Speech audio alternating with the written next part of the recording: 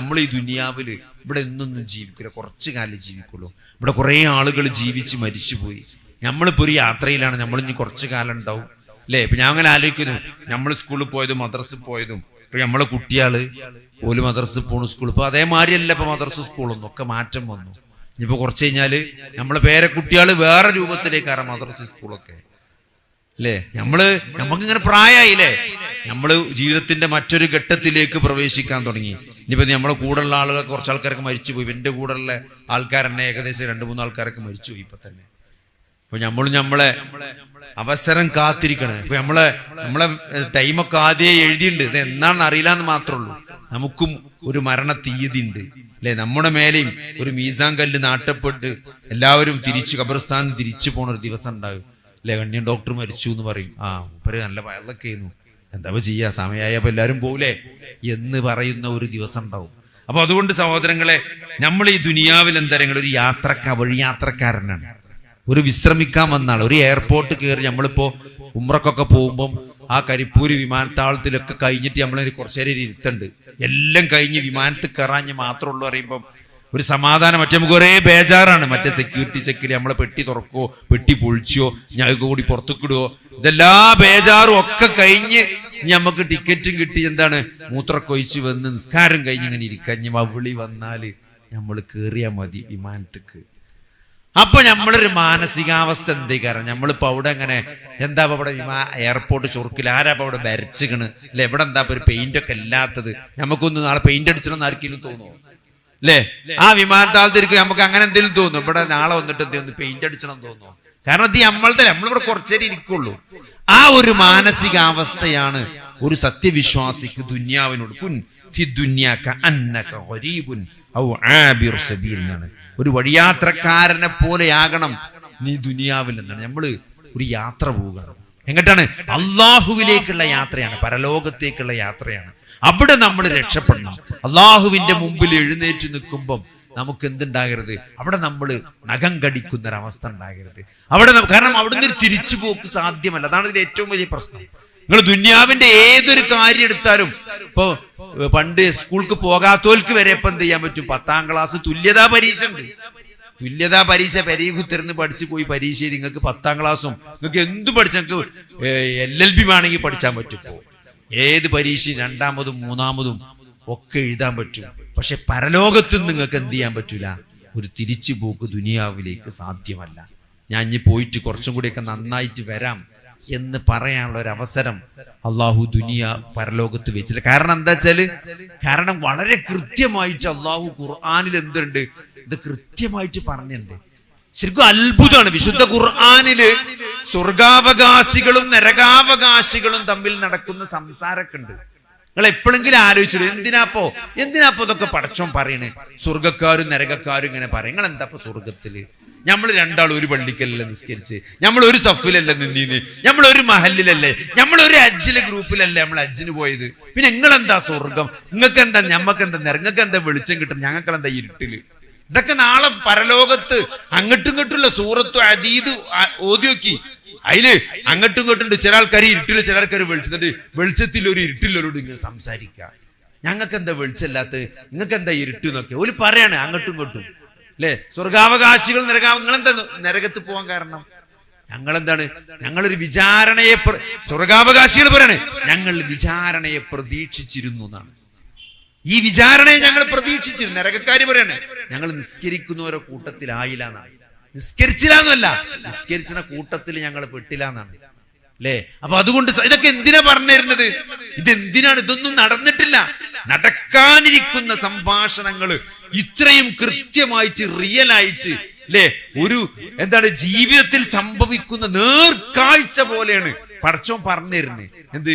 അങ്ങോട്ടും ഇങ്ങോട്ടും ഇങ്ങനെ ചോദിക്കണം, നിങ്ങൾ എന്താ ഇവിടെ, ഞങ്ങളെന്താ എത്താഞ്ഞെന്നൊക്കെ ചോദിക്കുമ്പോൾ നിങ്ങൾ നിസ്കരിച്ചില്ല, നിങ്ങൾ വിചാരണ പ്രതീക്ഷിച്ചില്ല. അപ്പൊ സഹോദരങ്ങളെ, ഒരു വിചാരണയെ പ്രതീക്ഷിച്ച് സൽക്കർമ്മം ചെയ്തവർക്കേ സ്വർഗം കിട്ടുള്ളൂ.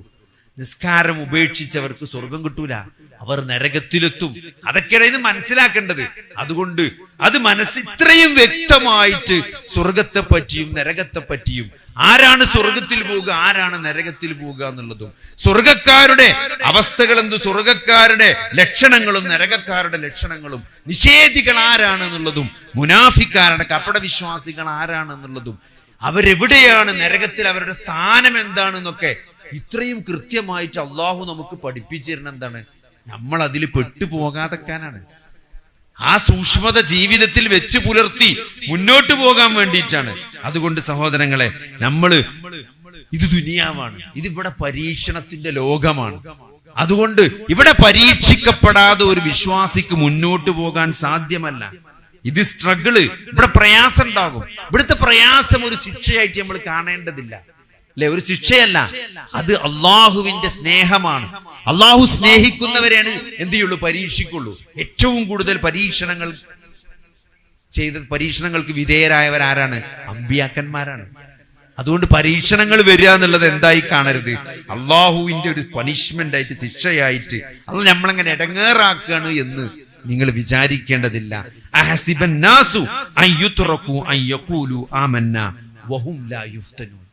ഞങ്ങൾ വിശ്വസിച്ചു എന്ന് പറഞ്ഞതുകൊണ്ട് മാത്രം നിങ്ങൾ പരീക്ഷിക്കപ്പെടാതെ പോകുമെന്ന് നിങ്ങൾ വിചാരിക്കുന്നുണ്ടോന്നാണ്. അപ്പൊ നമ്മൾ ലാ ഇലാഹ ഇല്ലല്ലാഹ്ന്റെ ആൾക്കാരാണെന്ന് പറഞ്ഞു എന്നതുകൊണ്ട് നമ്മൾ പരീക്ഷിക്കപ്പെടാതിരിക്കില്ല. നമ്മളാണ് ഏറ്റവും കൂടുതൽ പരീക്ഷിക്കപ്പെടുക. ഇപ്പൊ ഈ ഫലസ്തീനിലും പിഞ്ചു കുട്ടികൾ ഇങ്ങനെ ബോംബൊക്കെ ഇങ്ങനെ വീണ് മരിച്ചിങ്ങനെ മയ്യത്തിപ്പുള്ളത്. ആ 156 കുട്ടികൾ അമേരിക്ക ഇറാനില് ബോംബിട്ട്, ഒരു സ്കൂളിൽ ബോംബിട്ട് 156 ചെറിയ കബറ് ഒരുക്കിയിട്ട് അതിന്റെ ചിത്രം നമ്മൾ കണ്ട്. JCB കൊണ്ട് ഇങ്ങനെ കബറുണ്ടാക്കി 156 കുട്ടികളെ ആ കബർ റെഡിയാക്കിയ ഒരു ചിത്രം എല്ലാവരും ഇതിൽ കണ്ടു. സത്യങ്ങൾ ആലോചിച്ച് നോക്കി. ആൾക്കാർ മതനിരീശ്വരവാദികൾ, അള്ളാഹുവിനെ കളിയാക്കുന്ന ആളുകൾ, ഇസ്ലാമിനെ കളിയാക്കുന്ന ആളുകൾ, ദൈവം എന്ത് ക്രൂരനാണ്, ഈ കുട്ടികളെ കൊല ചെയ്തത് ദൈവമല്ലേ, ഈ വിധി അവർക്ക് വരുത്തി വെച്ചത് ദൈവമല്ലേ, ദൈവത്തിന്റെ വിധിയല്ലേ, ദൈവത്തിന്റെ തീരുമാനമല്ലേ എന്ന് പറഞ്ഞ് കളിയാക്കിയപ്പം അതിന് മറുപടി കൊടുത്തു ഒരു പെൺകുട്ടിന്റെ പോസ്റ്റ്. ഭയങ്കര അത്ഭുതം തോന്നി. ആ പെൺകുട്ടി ചോദിച്ചെന്തരാ, അതിലെന്താണ് ഇത്ര അത്ഭുതം എന്നാണ്. കാരണം ആരാണ് ആ കുട്ടികളെ മരിപ്പിച്ചത്? ആ കുട്ടികൾക്ക് ജീവൻ നൽകിയ, ആ കുട്ടികൾക്ക് സംരക്ഷണം നൽകിയ, ആ കുട്ടികൾക്ക് റൂഹ് നൽകിയ അതേ സൃഷ്ടാവ് തന്നെയാണ് ആ കുട്ടികളെ മരിപ്പിച്ചത്. ആ സൃഷ്ടാവ് തന്നെയാണ് അവരെ വീണ്ടും ഉയർത്തെഴുന്നേൽപ്പിക്കുക. ആ സൃഷ്ടാവ് തന്നെയാണ് അവർക്ക് സ്വർഗം നൽകുക. അതുകൊണ്ട് അതിലൊരു അനീതി ഇല്ല എന്നാണ്. ഞാൻ ഉണ്ടാക്കിയ ഒരാളെ വേറെ ആള് കൊല്ലുകയാണെങ്കിൽ അതിൽ അനീതി ഉണ്ട്. ഞാനാണ് ഉണ്ടാക്കിയത്, ഞാനാണ് അവയെ നിലനിർത്തുന്നത്, ഞാൻ തന്നെയാണ് അവരെ മരിപ്പിച്ചത്, ഞാൻ തന്നെ അവരെ ജീവിപ്പിക്കുകയും അവർക്ക് സ്വർഗം നൽകുകയും ചെയ്യും. പിന്നെ അതിലെന്താ നീതിയുള്ളത്? അതെന്റെ തീരുമാനമാണ്, അല്ലെ? എന്റെ തീരുമാനമാണ്. അപ്പോ അള്ളാഹു അങ്ങനെ ഒരു പരലോകം ഒരുക്കിയിട്ടില്ലെങ്കിൽ, അള്ളാഹു അങ്ങനെ ഒരു പ്രതിഫലത്തിന്റെ വേദി ഒരുക്കാതെയാണ് ആ കുട്ടികളെ കൊന്നതെങ്കിൽ അത് അനീതിയാണ്. പക്ഷെ ഇവിടെ അങ്ങനല്ല. അള്ളാഹു എന്ത് ചെയ്യും?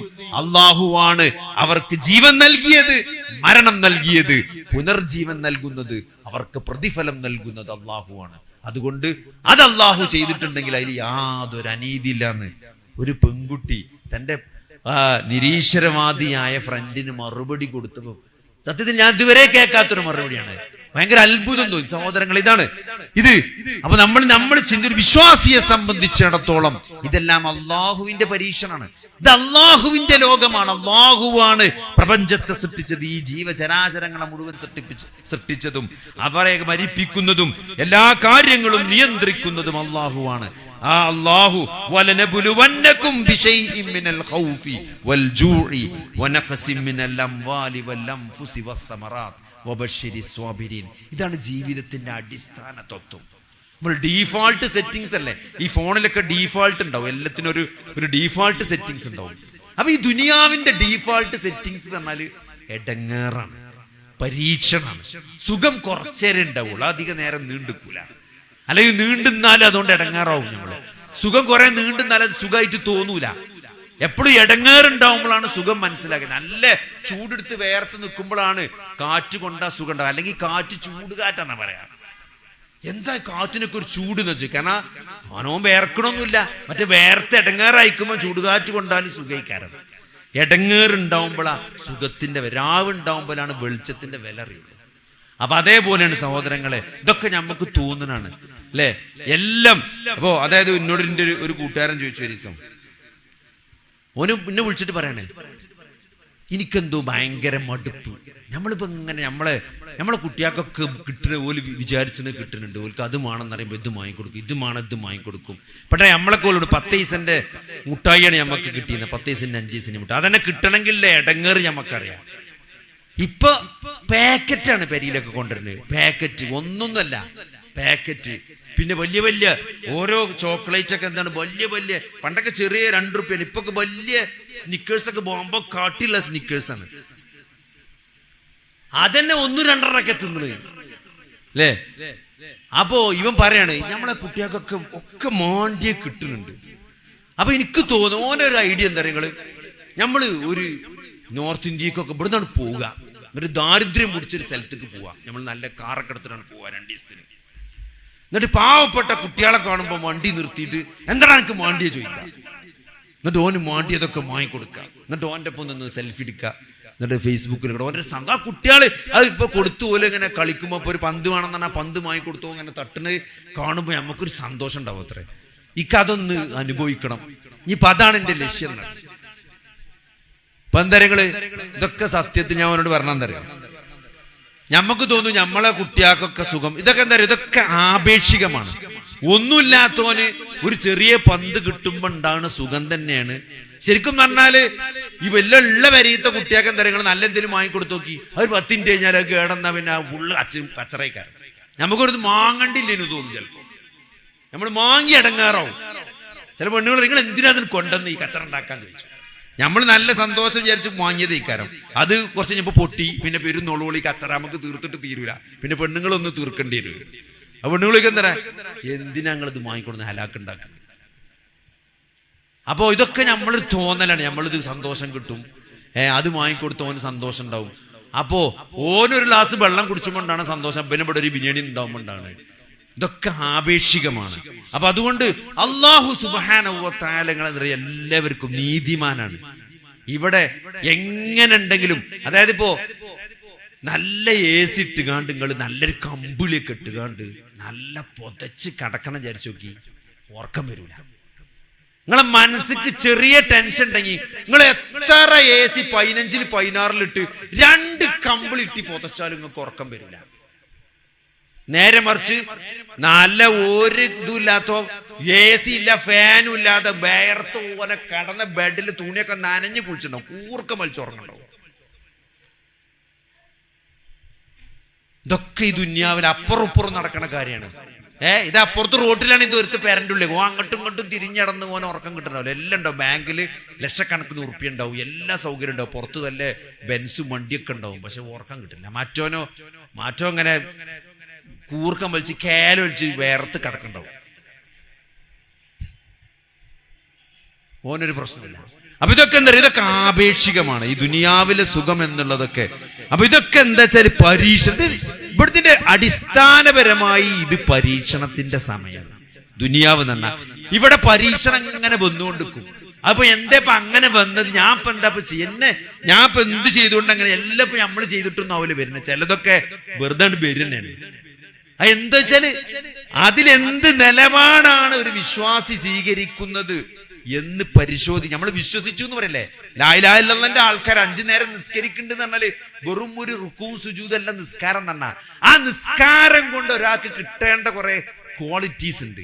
അള്ളാഹു ഏകനാണ് എന്ന് പറയുമ്പോൾ അല്ലേ, ഞാൻ അള്ളാഹുവിനെ മാത്രമേ ആരാധിക്കുകയുള്ളൂ, ഞാൻ അള്ളാഹുവിനോട് മാത്രമേ പ്രാർത്ഥിക്കുകയുള്ളൂ എന്നൊരാൾ പറയുന്നുണ്ടെങ്കിൽ, വിശ്വസിക്കുന്നുണ്ടെങ്കിൽ അയാൾക്ക് ഉണ്ടാകേണ്ട കുറച്ച് ക്വാളിറ്റീസ് ഉണ്ട്. അതൊക്കെ ഉണ്ടോന്ന് ഇങ്ങനെ ഒന്ന് മുട്ടി വെക്കും പടച്ചോൻ. അത് ഉണ്ടെന്ന് പറഞ്ഞാൽ പിന്നെ ഒന്ന് മേടി വെക്കും ഉണ്ടോന്ന്. ആ പറഞ്ഞൊക്കെ ഹക്ക് തന്നെയാണോ എന്ന് നോക്കാന് പടച്ചോൻ ചെറുതായിട്ടൊന്ന് മുട്ടി വെക്കും. ആ മുട്ടുമ്പോ നമ്മൾ പൊട്ടാൻ പാടില്ല. അപ്പോ അതാണ് ജീവിതം എന്നുള്ളത്. അത് പലതരം കെട്ടിച്ച മക്കൾ ചിലപ്പം ഡൈവോഴ്സായിട്ട് പെരേക്ക് തിരിച്ചു വരും, പിന്നെ പിരാന്തുണ്ടാവും, കുട്ടികൾക്ക് മാനസികം ഉണ്ടാവും. പല പരീക്ഷണങ്ങൾക്കും ദുനിയാവിൽ എന്ത് ചെയ്യേണ്ടി വരും? നമ്മൾ വിധേയരാകേണ്ടി. കാരണം ദുനിയാവ് എന്നത് പരീക്ഷണം. അവിടുന്ന് പരീക്ഷണം അല്ലാതെ ആലോചിക്കുമ്പോൾ ഒരു യുദ്ധം, ഇതൊന്നും ആരും കണക്കൂട്ടിയതല്ല. ഒരു പിരാന്തുള്ള ഒരു ഭരണാധികാരി അമേരിക്കയിൽ വരിക, എന്നിട്ട് അവിടെയും പടി പൊട്ടിച്ച്, എന്നിട്ട് അവിടെ കൊണ്ട് ഇപ്പൊ ഒരു കാക്കാറിന് കച്ചവടമൊക്കെ പറ്റ മോശമാണ്. മൂപ്പര് പറഞ്ഞ മൂപ്പർക്ക് കാര്യം സംഭവം ഒന്നും അറിയില്ല, കച്ചവടമൊക്കെ ഇപ്പൊ ഭയങ്കര മോശം, ഏതോ ഒരു ഇടുക്കില് വണ്ടി ഓടില്ല എന്നറിയില്ല. ഹോർമൂസ് കടലിടുക്കല് കപ്പലോടാത്താണ് ഇവിടുത്തെ കച്ചവടം ഇല്ലാത്തത് മൂപ്പർക്ക്. അപ്പൊ ഏതോ ഒരു ഇടുക്കില് വണ്ടി ഓടില്ല എന്ന് പറയുന്നുണ്ട്. ഇവിടെ പറ്റ മോശമാണ് ഇപ്പോ. നിങ്ങൾ ആലോചിച്ച് നോക്കി, ഒരു കപ്പല്, ഞാൻ അത്രയായി പടച്ചോൻ ഖുർആനിൽ ഇങ്ങനെ ഇടക്കിടക്ക് പറഞ്ഞു, കപ്പലുകൾ സമുദ്രത്തിലൂടെ സഞ്ചരിക്കുന്നത് നിങ്ങൾ കാണുന്നില്ലേ എന്നൊക്കെ പറഞ്ഞപ്പോ എനിക്ക് ചെറുപ്പത്തിലൊന്നും ഈ ആയത്ത് കേട്ടിട്ട് എത്തപ്പോ ഇത്ര അത്ഭുതം, ഒരു കപ്പലോടണില്ലേ, വിമാനം പറക്കറ, അതൊരു രസമുണ്ട് പറയുമ്പോ തന്നെ. നിങ്ങളെ ആകാശത്തിലൂടെ ചീറിപ്പായുന്ന വിമാനങ്ങൾ നിങ്ങൾ കാണുന്നില്ലേ എന്നൊരു ആയത്ത് ഖുർആനിലില്ലല്ലോ. ഉണ്ടോ? അതിലൊരു അത്ഭുതല്ലേ, ഇത് കപ്പല് ഈ വള്ളത്തിൽ പോണൊരു അത്ഭുതം. ഇപ്പൊ മനസ്സിലായില്ല കപ്പലിന്റെ അത്ഭുതം എന്താണെന്ന്. ഗ്യാസ് വരുന്നില്ല, ഒന്നും വരുന്നില്ല, കാരണം ആകാശത്തൂടെ കൂടി കൊണ്ടുവരാൻ പറ്റൂല. ഇത്രയും ടൺ കണക്കിന് എന്ത് ഈ ഹൈലൈറ്റ് മാള് പോലത്തെ 2-3 മാള് വലിപ്പല്ല ജാതി കപ്പലാണ് ഈ വരുന്നത് വള്ളത്തിൽ കൂടെ. ഒരു ചെറിയ ചെലവുള്ളൂ കപ്പല് വരാന്. അതാണ് കപ്പലിന്റെ ദൃഷ്ടാന്തം എന്ന് പറഞ്ഞാല്. മനുഷ്യനും അവന്റെ ചരക്കുകളൊക്കെ വഹിച്ചത് ഇങ്ങനെ വരികയാണ്. പണ്ട് ബ്രിട്ടീഷ് ഭരണാധികാരി വിൻസ്റ്റൺ ചർച്ചിലെ പാർലമെന്റിൽ മീറ്റിംഗ്, ബ്രിട്ടീഷ് പാർലമെന്റിൽ മീറ്റിംഗ് കൂടിയിട്ട് ഈ ബ്രിട്ടീഷുകാർ ലോകം ഭരിക്കാനുള്ള കാരണം എന്താ പറയുക? കടൽ ഓലെടുത്തേന്നു. ഏറ്റവും നല്ല നാവിക പട ബ്രിട്ടീഷുകാരെടുത്തേന്നു. കടലിലൂടെ ഏത് നാട്ടുക്കും കേറിച്ചല്ല, കപ്പല് വഴിയാണ് കേറിച്ചല്ല. അപ്പൊ അതുകൊണ്ട് ഈ കടലിനും കപ്പലിനൊക്കെ അങ്ങനെ കുറെ പ്രത്യേകത. ഇപ്പൊ നമുക്ക് മനസ്സിലായില്ലേ, അവിടെ ഒരു കടലെടുക്ക് കുറച്ച് ആൾക്കാർ ഞാൻ വെടിവെക്കുന്നുണ്ട്, വെടിവെച്ചിട്ടൊന്നുമില്ല, വെടിവെക്കുന്നു പറഞ്ഞിട്ടുള്ളൂ, കപ്പല് പോണില്ല, ഗ്യാസ് വരുന്നില്ല, ഒരു സാധനം വരുന്നില്ല, കുറെ കപ്പൽ ഒന്നും നടക്കണില്ല അല്ലെ, സാധനങ്ങളൊക്കെ വില കൂടാൻ പോണ്. ഇപ്പൊ എന്താ നിങ്ങള്? അപ്പൊ ഇത് അടിസ്ഥാനം, ഇതൊന്നും നമ്മൾ പ്രതീക്ഷിച്ചാൽ ഇതൊക്കെ ഇങ്ങനെ ഉണ്ടാവുന്ന ഒരാളും കണക്കൂട്ടിയതല്ല. വലനബുലുവന്നകും ബിശൈഇൻ മിനൽ ഖൗഫ് വൽജൂദി വനഖസിൻ മിനൽ അംവാലി വൽഅൻഫുസി വസ്സമറാത്ത്. പേടി കൊണ്ട് പടച്ചോൻ പരീക്ഷിക്കും ഒക്കെ അല്ലേ. ഇതൊക്കെ അള്ളാഹു പരീക്ഷിക്കും നിർബന്ധമായിട്ടും പറഞ്ഞാണ്. വിശപ്പ്, പേടി, പിന്നെ ഉറ്റവര്, കച്ചവടത്തിൽ നഷ്ടമുണ്ട്. അപ്പോ സുഹൃത്ത് പറയണം, അവന്റെ കണ്ടെയ്നർ മുടങ്ങിക്കിടക്കണം, അവന്റെ കണ്ടെയ്നർ ഇവിടുന്ന് പോയ പച്ചക്കറി ആയിട്ട് അവിടെ എത്തിയിട്ടില്ല, ഇവിടുന്ന് പോയും ചെയ്തിട്ടുണ്ട്. പച്ചക്കറിന്റെ കാര്യം എന്താ നിങ്ങൾ ആലോചിച്ച് നോക്കി. എത്ര ദിവസം കടലിൽ കിടക്കും പച്ചക്കറി? കടലെടുക്ക് ക്രോസ് ചെയ്യാതെ അങ്ങനെ നിൽക്കുകയാണ് കടലില് കപ്പല്. 2 ലോഡ് പച്ചക്കറി കപ്പലിൽ ഇവിടുന്ന് അങ്ങോട്ട് പോവാന്ന ഓന്റെ ഒരു കൊല്ലത്തെ ലാഭം കഴിഞ്ഞു, പരിപാടി കഴിഞ്ഞു, കൂട്ടിപ്പോണ്ടി വരും. അപ്പൊ ആ പേടിയിലിങ്ങ നിൽക്കണത്. ഇപ്പൊ തുറക്കൂലോ, അവന്റെ പച്ചക്കറി കേടുവരൂലേ, അങ്ങനെ ബേജാറായിട്ട് നിൽക്കുകയാണ്. അതുകൊണ്ട് സഹോദരങ്ങൾ, ഇതന്നെയാണ് പരീക്ഷണം എന്ന് പറഞ്ഞാല്. ഇതങ്ങനെ എല്ലാം ഖിയാമത്ത് നാൾ വരെ എങ്ങനെ സ്മൂത്തായിട്ട് പോകും നിങ്ങൾ ആരും വിചാരിക്കണ്ട. ഇതുണ്ടാവും. ഇത് പരീക്ഷണമാണ്, ഇത് പരീക്ഷണത്തിന്റെ ലോകമാണ്. അതുകൊണ്ട് സഹോദരങ്ങളെ, ഒരു വിശ്വാസിയെ സംബന്ധിച്ചിടത്തോളം പരീക്ഷണം എന്നത് അവന്റെ പാപങ്ങൾ പരിഹരിക്കാനുള്ള അവസരമാണ്. തെറ്റുകൾക്ക് അള്ളാഹുവിലേക്ക് ഖേദിച്ച് മടങ്ങാനുള്ള അവസരമാണ്. അള്ളാഹു ശുദ്ധീകരിക്കും, പാപങ്ങൾ പുറത്തു തരും. അതേപോലെ തന്നെ എന്ത് ചെയ്യും? നമ്മുടെ പദവികൾ ഉയർത്തും. നമ്മൾ അങ്ങേയറ്റം അള്ളാഹുവിനോട് പ്രാർത്ഥിക്കുന്ന ഒരവസ്ഥ ഉണ്ടാകും.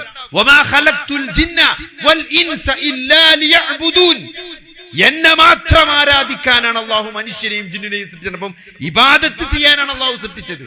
ഇബാദത്ത് എന്ന് പറഞ്ഞാൽ എന്താണ്? പ്രാർത്ഥന അതു തന്നെയാണ് ആരാധന. പ്രാർത്ഥന അതു തന്നെയാണ് ആരാധന എന്ന് അള്ളാഹുവിന്റെ റസൂൽ പറഞ്ഞതാണ്. പ്രാർത്ഥനയാണ് ആരാധന എന്ന് പറഞ്ഞാൽ. നിങ്ങൾ ആലോചിച്ച് നോക്കി, ഒരു പ്രാർത്ഥന എപ്പോഴാണ് ഉണ്ടാകുക? ഇപ്പൊ ഞാൻ ഇവിടുന്ന് എയർപോർട്ടിലേക്ക് പോവുകയാണ്. ഇവിടുന്ന് എയർപോർട്ടിലേക്ക് പോകുമ്പോൾ എന്റെ മനസ്സിലൊരു സമയമുണ്ട്.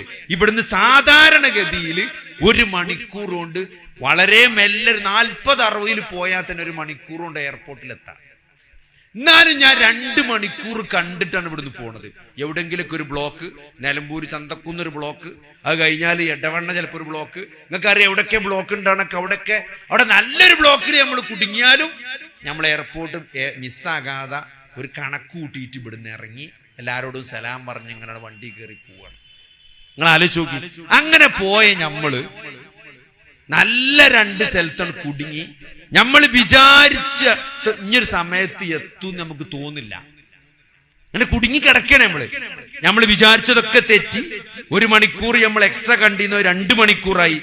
ഇനി ഇവിടുന്ന് എത്തിയിട്ടില്ലെങ്കിൽ ഫ്ലൈറ്റ് പോകുന്നൊരവസ്ഥ വരുമ്പോൾ അപ്പൊ നമ്മളെ സ്വഭാവം മാറും. അതുവരെ നമ്മക്ക് പടച്ചോനൊന്നും ഓർമ്മ ഉണ്ടാവില്ല. പിന്നെ പടച്ചോനെ ജിന്ന് എത്തിച്ചേരുന്നതാണ്.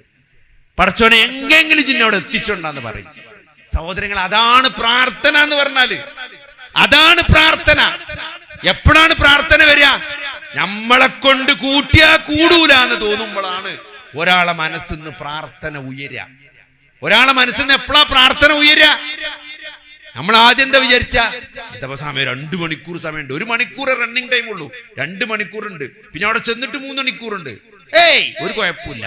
പക്ഷേ 2 മണിക്കൂറായപ്പോ നമ്മളെ സ്വഭാവം മാറി. നമുക്ക് കിട്ടൂലെന്ന് തോന്നി. അപ്പൊ നമ്മൾ പടച്ചോനെ ഇനി എന്നെ കൊണ്ട് കൂട്ടിയാ കുറിച്ച് എങ്ങനെങ്കിലും എത്തിച്ചോണ്ടാ എന്ന് നമ്മളെ ഉള്ളുന്നൊരു തേട്ടം വരും.